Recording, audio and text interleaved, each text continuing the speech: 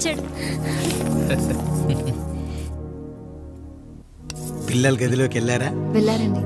మీరెంత ఏంటి ఇంత రాత్రి అయినా ఇంకా పడుకోలేదా? మీరు లేనిది ఎప్పుడైనా పడుకున్నామా అన్నయ్య? అందరం కలిసే కదా పడుకునేది మావయ్య. సరే సరే, అందరం పెద్దోడి గదిలో పడుకుందాం. ఈ రోజు వాడి శోభనం కదా, అసలే కొత్త. పక్కనుంటే ధైర్యంగా ఉంటుంది. పక్క నుండి దగ్గరుండి జరిపిద్దాం. పదండి.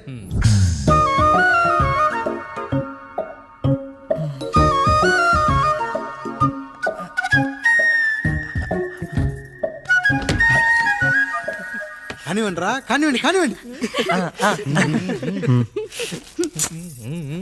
మీరేంటి మావయ్య ఇక్కడ పడుకుంటున్నారు?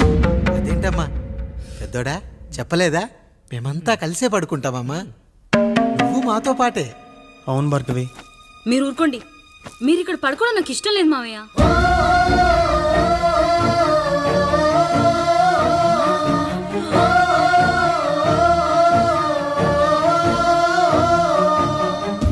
అదేంటమ్మా అలా అంటావు? ఎన్నో చూసాం, ఎన్నో చేశాం. దుక్కి దున్ని కోత కోయకుండానే ఈ విత్తనాలన్నీ మొలకొచ్చాయంటావా తల్లి? అవన్నీ నాకు తెలియదు మావయ్య. మర్యాదగా బయటికి వెళ్ళండి.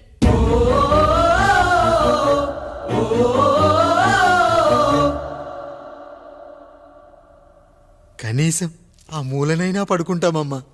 నువ్వైనా చెప్పరా పెద్దోడా? అంటే తను ఇబ్బంది పడుతుంది కదా నాన్న.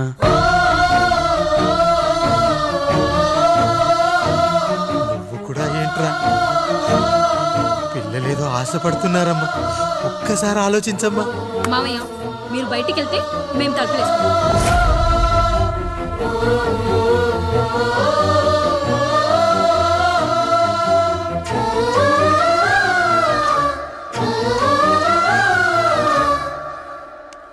వేసుకోండి అమ్మా, వేసుకోండి. తలుపులు వేసుకోండి.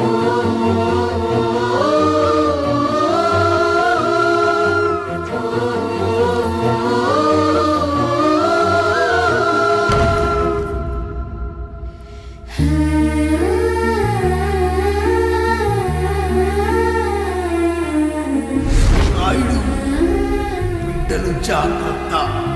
ఈ రోజు నుంచి వీళ్ళంతా నీ తమ్ముళ్ళు చెల్లెళ్ళు కాదు, నీ బిడ్డలు.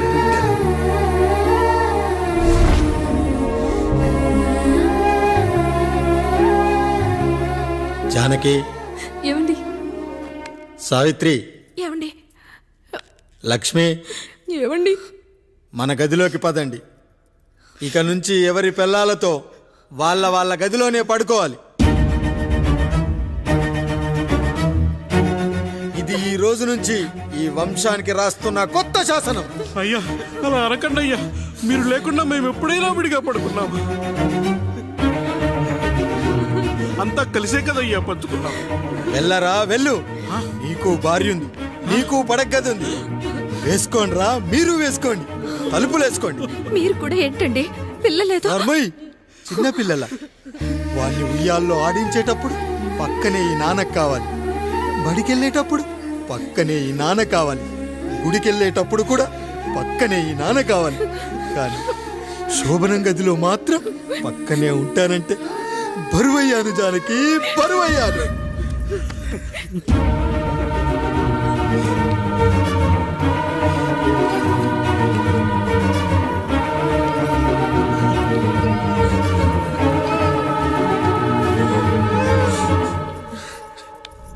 ఏంటండి ఇంకా అదే ఆలోచిస్తున్నారా?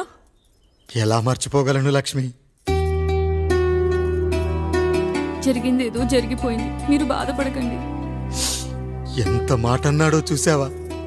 నా భార్య ఇబ్బంది పడుతుంది, బయటికెళ్ళండి నాన్న అన్నాడు. వాణ్ణి ఎలా పెంచాను? చదువుకుంటే పై చదువులకు వాడు వేరే ఊరు వెళ్లాల్సి వస్తుందని చదివే మాన్పించేశాను. జ్వరం వస్తే ఆ మాత్రలు చేదుగా ఉంటాయని నేనే మింగాను. నోరు తెరిచి అమ్మ కావాలన్నప్పుడల్లా ఎంతమంది అమ్మల్ని ఇచ్చాను. నాన్న అన్న ప్రతిసారి నాన్నల్ని ఇవ్వలేకపోయానని వాడికి నా మీద కోపమో ఏమో జానకి. నిజమేనండి, మనమంతా ఇలా లేమే. మన కుటుంబానికి దిష్టి తగిలింది.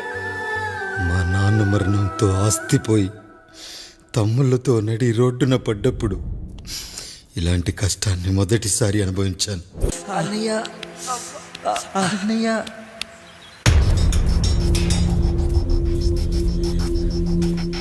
అయ్యా అయ్యా ఏంట్రా? రోడ్డు మీద కాలు కాలుతున్నా సరే తమ్ముళ్ళు చెప్పులు లేకుండా నడుస్తున్నారయ్యా, చెప్పులు లేకుండా నడుస్తున్నారయ్యా.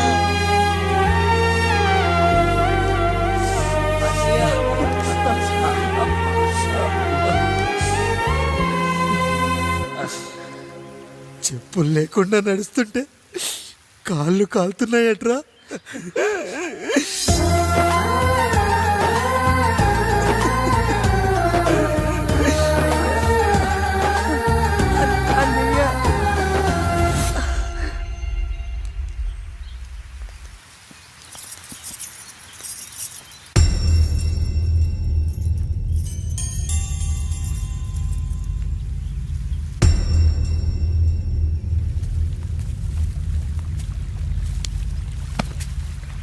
ఏరా కాముడు, అయ్యా బాధపడుతున్నావా?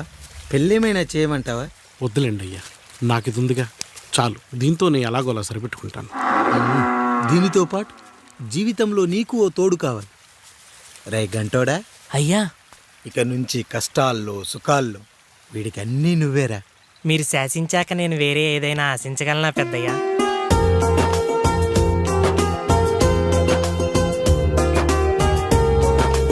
నీ గురించి కాదురా, మీ అక్కది చాలా గొప్ప మంచి మనసుని విన్నాను. ఈ కాముడికి ఆ రాముడి గుళ్ళో పెళ్లి చెయ్యి. అయ్యా, దాన్ని పెళ్లి చేసుకుంటే దాని భర్త చనిపోతాడని జాతకంలో ఉందయ్యా. మీరంతా కలకాలం ఉంటారంటరా? వీడు పోతే నేను లేనా, చూసుకోలేనా? నువ్వు పెళ్లి చెయ్యి, పెళ్లి చేయరా.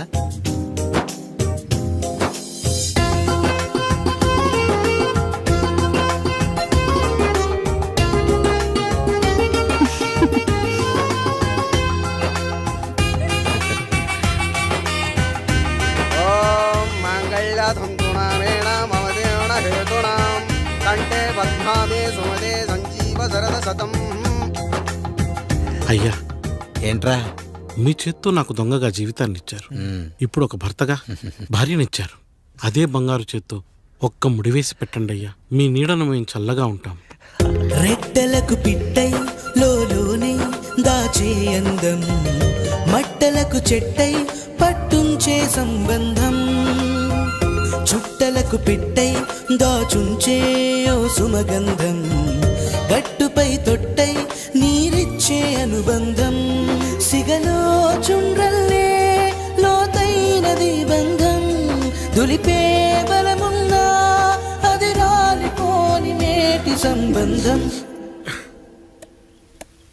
ఏంటి బుజ్జి, ఏమైంది? పండు, నీకు పెళ్లి చేసిన మరుక్షణం నీ భర్త చనిపోతాడని జాతకంలో ఉంటే ఆయన నన్ను నీకిచ్చి పెళ్లి చేశారు. నేను పోతే నా భార్య పరిస్థితి ఏంటయ్యా అని అడిగితే నేను లేనారా అన్నారు. ఆయన చేసిన త్యాగం మామూలు త్యాగం కాదు. ఒకవేళ పొరపాటున నాకేమైనా జరిగితే? అయ్యయ్యో, అంత మాట అనకండి. మీరు వేరే చెప్పాలా?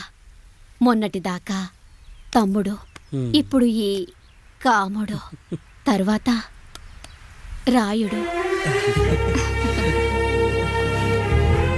ఒరేయ్ కాముడు, పెళ్ళైన దగ్గర నుంచి మీరు సరదాగా గడిపిందే లేదు. మీరిద్దరూ సరదాగా హనీమూన్కి వెళ్ళిరండి. ఏ ఊటీకో కొడైకెనాల్కో. ఇదిగో టికెట్లు. అయ్యా, మీరు దేవుడయ్యా. ఇక్కడ పనులాగకుండా నువ్వు ముందుగా వెళ్ళిరా. నువ్వు తిరిగి వచ్చిన తర్వాత పండు వెళ్తుందిరా. అయ్యా, ఒక పని మనిషిని మీరు ఇంతగా ఆదరిస్తున్నారయ్యా. నువ్వు పని మనిషి ఏంటి పండు? నీలాంటి స్త్రీమూర్తిని ప్రతి మగాడు అమ్మలా చూసుకోవాలి. ఇక నుంచి నా బిడ్డలు నిన్ను అమ్మా అని పిలుస్తారు, అమ్మలా చూసుకుంటారు. ఏమంటావు జానకి?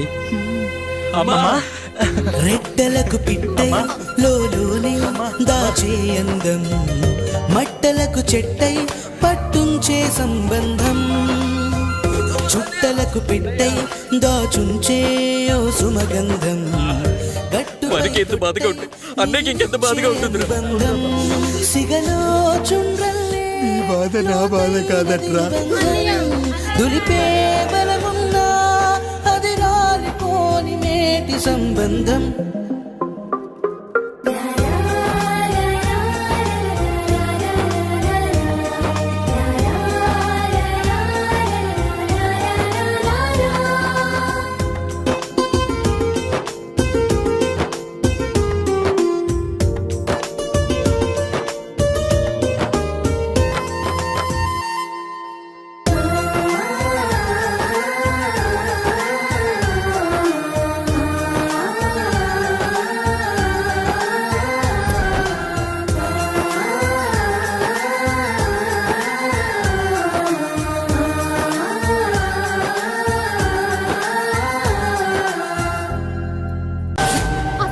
తండ్రి ఎవరో నీకు తెలుసా? తెలుసా? ఇదిగో ఈ కాముడేరా నీ తండ్రి. గేదె నల్లగా ఉన్నంత మాత్రాన పాలు తెల్లగా ఎలా ఉన్నాయనే కదరా నీ ప్రశ్న. దానికి సమాధానం చెప్పాలంటే ఒక వర్షం కురిసిన రాత్రి నేను 9వ నెల బాలింతగా ఉన్నప్పుడు. పండు పండు ఇదిగో. ఏమిటండి ఇది? నిద్రలేస్తే నేను, బయటికెళ్తే గంటోడు, పక్కకెళ్తే పాలేరు, ఎప్పుడూ తిరిగే తాయారు. రోజు మమ్మల్ని చూసి చూసి బిడ్డ కూడా చిట్టుమొహం వేసుకుని పుడతాడేమో అని భయంగా ఉంది. కడుపులో ఉన్నప్పుడు మనం ఎవరి మొహాలైతే చూస్తామో అచ్చం వారి పోలికలతోనే పుడతారంటారు. పొరపాటున నా పోలికలతో పుడితే? అదేంటి కాముడు, నీకేం తక్కువ? జుట్టు ఉండాల్సిన చోట లేకుండా అవసరం లేని చోట విపరీతంగా పెరిగిపోతుంది. ఆ, మనకు పుట్టబోయే బిడ్డ గొప్ప అందగాడై ఉండాలి. ఇదిగో రోజు ఈ దేవుడి ఫోటోలు చూడు, వాళ్ళలాగే అందంగా పుడతాడు. కడుపుతో ఉన్నప్పుడు ఎవరి ఫోటో చూస్తే ఆ పోలికలతో బిడ్డ పుడతాడా? కనిపించని దేవుడి పోలికలు నా బిడ్డకెందుకు? ఈ ఊరికి దేవుడు రాయుడు. నా బిడ్డ ఆయనలాగే పుట్టాలి, ఆయనలాగే పుట్టాలి.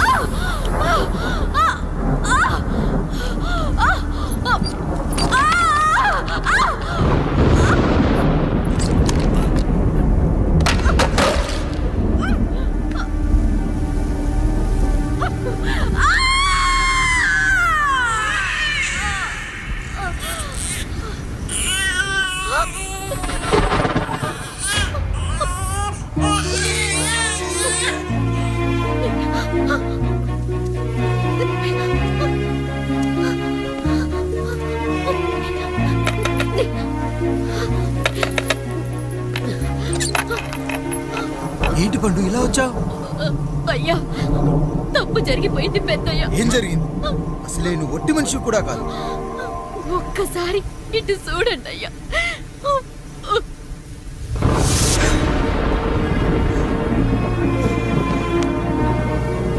వీడేంటి అచ్చం నాలా ఉన్నాడు? అసలేంటి, ఎందుకు ఇలా జరిగింది? నువ్వు ఎప్పుడైనా చీకట్లో పంపు సైడ్ దగ్గరికి వచ్చావా? మరి అమలాపురంలో శివాలయం దగ్గర రత్నాలు నీకేమైనా అమ్మవుతుందా? పిఠాపురంలో పద్మ, రామాపురంలో లక్ష్మి, కాకినాడలో సుజాత. అయ్యో దేవుడా, అసలు ఇదంతా ఎలా జరిగింది పండు? అయ్యా, ఇదంతా కాముడి వల్లే అయ్యా, కాముడి వల్లే. కాముడా? కాముడు కుటుంబానికి నాకు ఏం గుర్తు రావట్లేదే. ఎన్నని గుర్తు పెట్టుకోగలను నేను మాత్రం? అయ్యా, అది కాదయ్యా.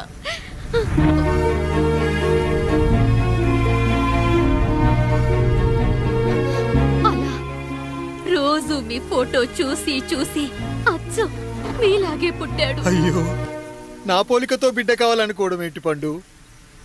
నువ్విలా చేయడం ఏంటి పండు? పోలికల కోసం ఫోటోలు ఎందుకు చూసావు పండు? అందుకే కదయ్యా ముందు ఆ డైలాగ్ చెప్పాను, తప్పు జరిగిందని. ఇప్పుడు ఏం చెయ్యాలయ్యా? స్వచ్ఛమైన మన ప్రేమను ఈ పాడులోకం అర్థం చేసుకోదు. కనీసం మీ ఇద్దరి జీవితం బాగున్నా ఆనందపడేవాడి. వీణ్ణి ఇక్కడ ఉంచొద్దు పండు, బయటికి పంపించు. బయటికి పంపించి బాగా చదివించు, గొప్పవాణ్ణి చెయ్యి. వీడికి అయ్యే ఖర్చంతా నేనే భరిస్తా. అవసరమైతే ఆ డబ్బు కాముడి జీతంలో కట్ చేద్దాం. అయ్యా, వెళ్లే ముందు వీడికొక పేరు పెట్టండి అయ్యా. వీడు ఇంకో రాయుడు, అంటే ఇంగ్లీష్లో అండ్ రాయుడు, అండ్ రాయుడు.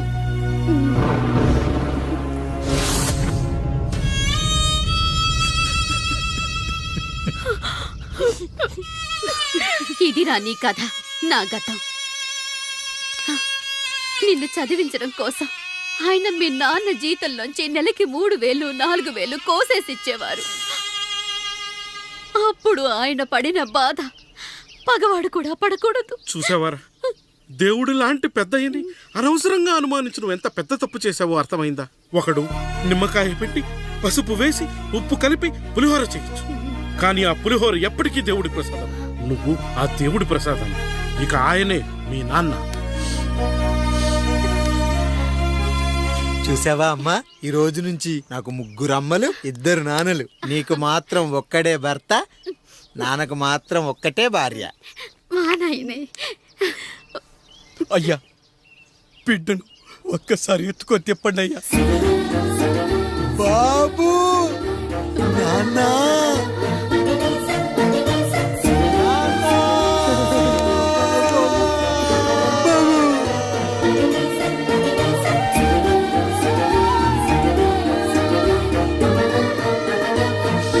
నన్ను క్షమించు నాన్న. ఇప్పటికైనా నిజం అర్థం చేసుకున్నావు. అది నాకు చాలురా, చాలు. చాలదు నాన్న, నిన్ను ఏలెత్తి చూపిన జనంతో చెయ్యెత్తి దండం పెట్టించాలి. అన్నయ్య కంటే ఆస్తి ముఖ్యమనుకున్న మన కుటుంబానికి గుణపాఠం నేర్పించాలి. ఇక నాకు వదిలే నాన్న, నేను చూసుకుంటా.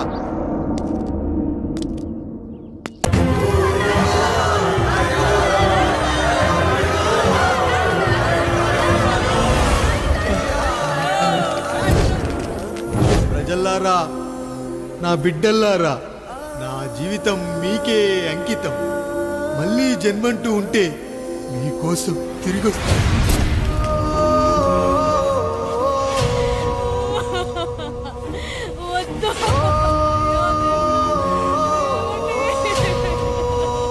వద్దయ్యా, వద్దు, వద్దయ్యా, వద్దయ్యా.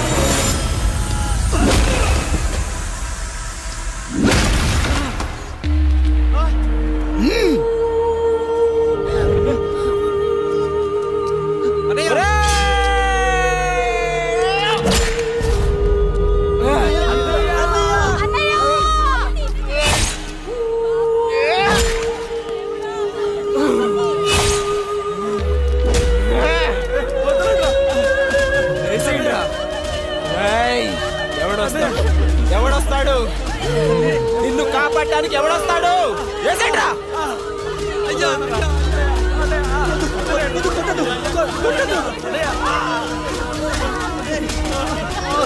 కష్టం వస్తే ఒక్కసారి నాన్న అని పిలవరా, ఆ సమాధిలోంచైనా లేచొస్తా.